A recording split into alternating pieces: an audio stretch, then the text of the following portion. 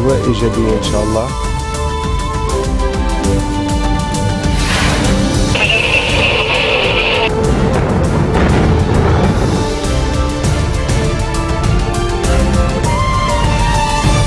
Nouvelle édition de la rédaction, merci d'être avec nous à la une de l'actualité. La traditionnelle messe de Noël à Pkerki, c'était ce matin au siège du patriarcat maronite. Bshara Rai qui a appelé les responsables à se pencher sérieusement sur l'initiative avancée pour l'élection d'un nouveau président.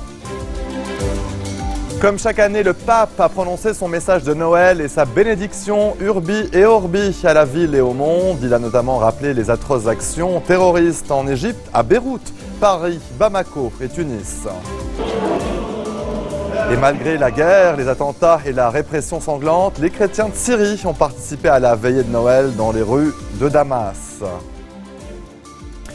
La traditionnelle messe de Noël à Pkerki, présidée par le patriarche Rai, c'était ce matin au siège du patriarcat maronite, en présence notamment de l'ancien président Michel Sleiman. Bshara Rai a appelé les responsables à se pencher sérieusement sur la nouvelle initiative avancée pour l'élection d'un président, en allusion à la candidature du chef des Maradas, Sleiman Frangieh.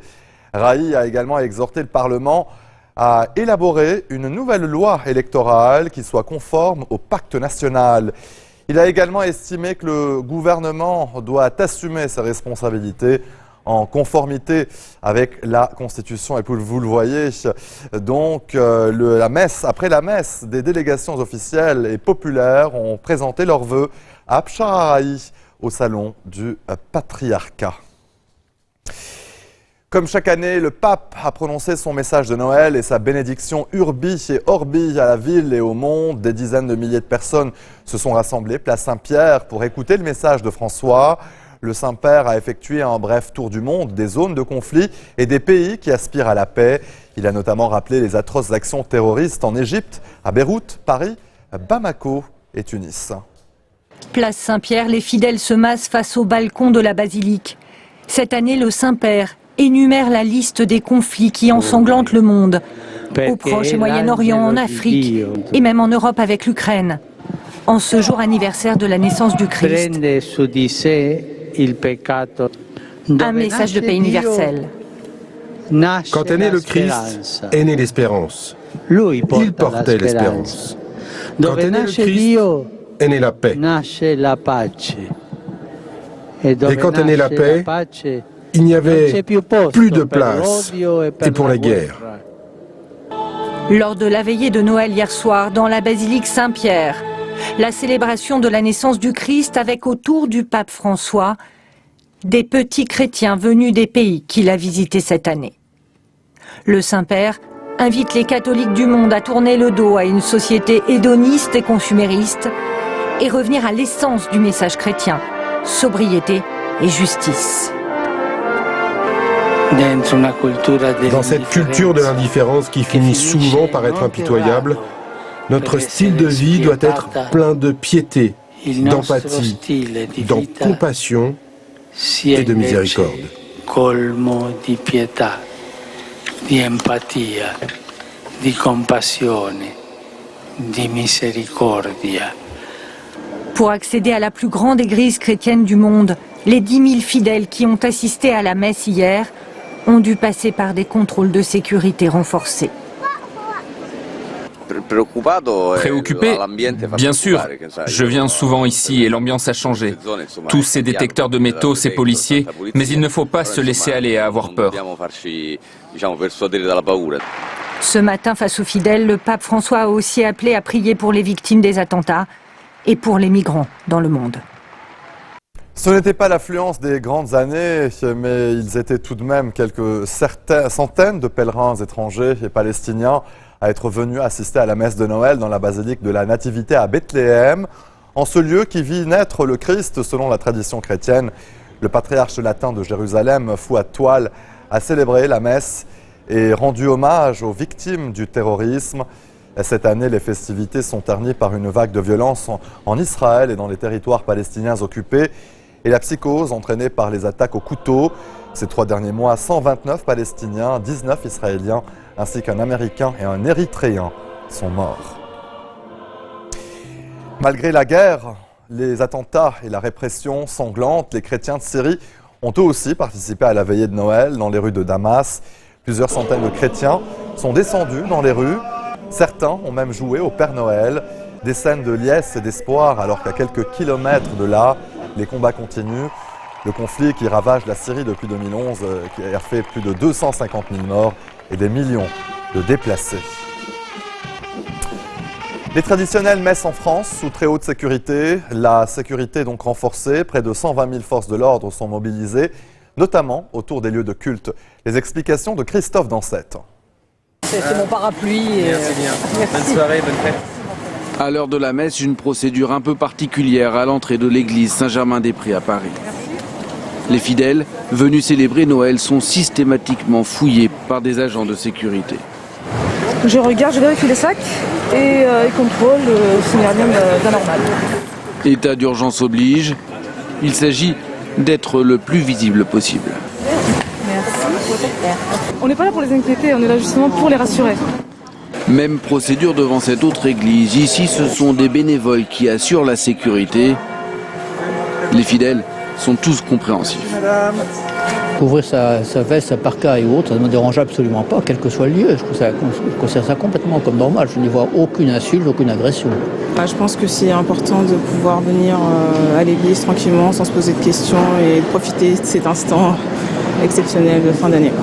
En plus des bénévoles et des entreprises de sécurité privée, près de 120 000 policiers, gendarmes et militaires sont mobilisés dans toute la France autour des églises pour ces jours de fête. Un dispositif exceptionnel organisé par le ministère de l'Intérieur qui, dans une note récente, s'inquiète de potentielles attaques contre des lieux de culte chrétiens. En avril dernier déjà, une église de banlieue parisienne devait être ciblée. Mais les chrétiens et les catholiques sont habitués depuis notamment l'attentat des jouets de Villejuif à des mesures de sécurité, des mesures de vigilance. Et donc je pense que depuis plusieurs mois, nous sommes un peu habitués à vivre une dimension un peu particulière de la célébration. Pour autant, malgré la menace, les églises n'ont pas désempli. Devant Notre-Dame, une longue file d'attente s'était formée avant la messe de minuit. Restez des nôtres, on se retrouve après cette très courte pause. A tout de suite.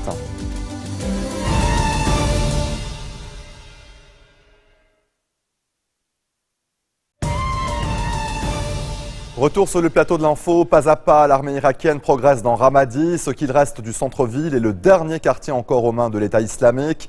Les combats sont intenses autour de l'ancien siège du gouvernement provincial. D'après l'armée, l'État islamique a maintenu environ 400 hommes sur place.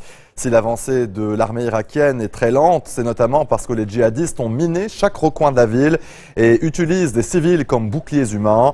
Une fois Ramadi reconquise, l'armée lancera une grande offensive pour reprendre Mossoul à 400 km au nord. Une poignée de main très symbolique et un discours qui ne l'est pas moins entre le président de la République de Chypre, Nikos Anastasiades, et le président de la partie turque de l'île, Mustafa Akinci. Les deux hommes sont apparus côte à côte sur les chaînes de télévision publiques et ont présenté leurs vœux, chacun dans la langue de l'autre. L'île de Chypre est coupée en deux depuis l'invasion en 1974 de sa partie nord donc par la Turquie. Et le chef de la communauté chypriote turque, Mustafa, donc, a affiché sa détermination à agir pour la réconciliation. Les négociations de paix ont repris en mai sous l'égide de l'ONU. Les deux dirigeants, donc chypriotes, ont un nouveau rendez-vous à 3 reprises en janvier, avec l'objectif donc de parvenir à un accord. Dans le reste de l'actualité internationale, donc, l'eau a envahi les rues à Asunción. 100 000 personnes ont été évacuées.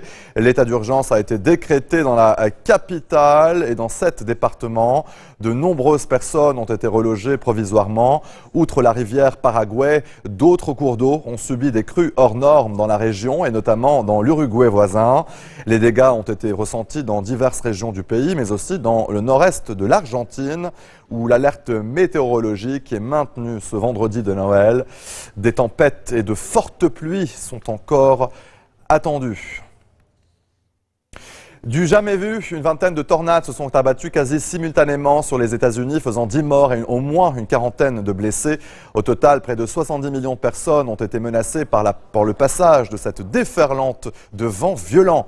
Ethan Hadji nous en dit plus. Regarde, elle emporte tout sur son passage. La tornade s'est formée en quelques minutes. Sur ces images, elle déferle à toute vitesse sur les habitations. Au bord de cette autoroute, des camions renversés par la violence de la rafale. Surpris par la tornade, les secours sont dépêchés sur place. Le phénomène météorologique a fait plusieurs victimes et des dizaines de blessés.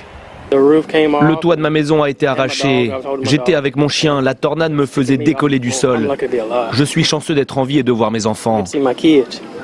Au total, 20 tornades destructrices ont balayé plusieurs États dans le sud-est. Le Mississippi, le Tennessee et l'Arkansas. Elles sont fréquentes dans cette région des États-Unis, mais assez inhabituelles en cette période de l'année. Le sud-est du pays est également frappé par de fortes tempêtes. Ici, dans le Tennessee, les secours déblayent la zone. Les intempéries ont fait plusieurs victimes. Ça fend le cœur de voir toutes ces familles qui ont perdu des êtres chers et leur maison. Je demande seulement que l'on prie pour ces familles meurtries en cette période de fête. Près de 70 millions de personnes sont menacées par ces phénomènes climatiques.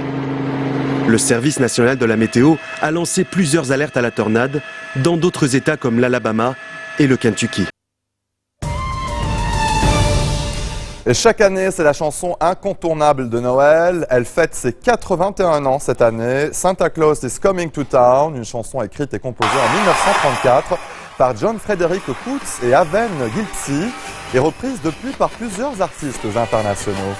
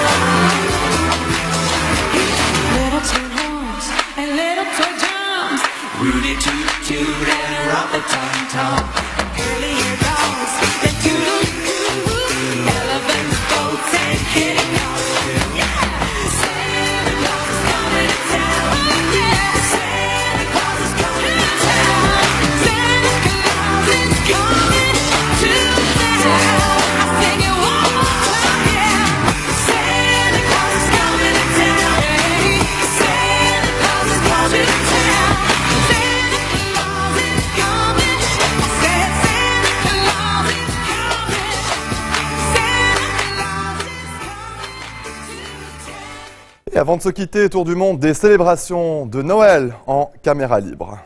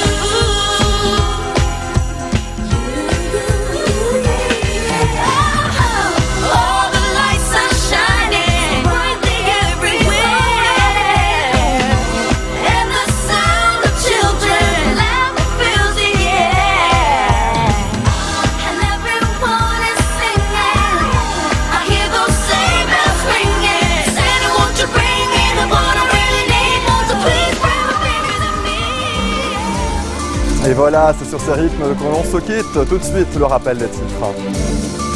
La traditionnelle messe de Noël à Pkarki, c'était ce matin au siège du patriarcat maronite. Bshara Rai qui a appelé les responsables à se pencher sérieusement sur l'initiative avancée pour l'élection d'un président. Comme chaque année, le pape a prononcé son message de Noël et sa bénédiction Urbi et Orbi à la ville et au monde. Il a notamment rappelé les atroces actions terroristes en Égypte, à Beyrouth, Paris, Bamako et Tunis. Et malgré la guerre, les attentats et la répression sanglante, les chrétiens de Syrie ont participé à la veillée de Noël dans les rues de Damas. Merci de votre attention. Joyeux Noël à toutes et à tous. À demain.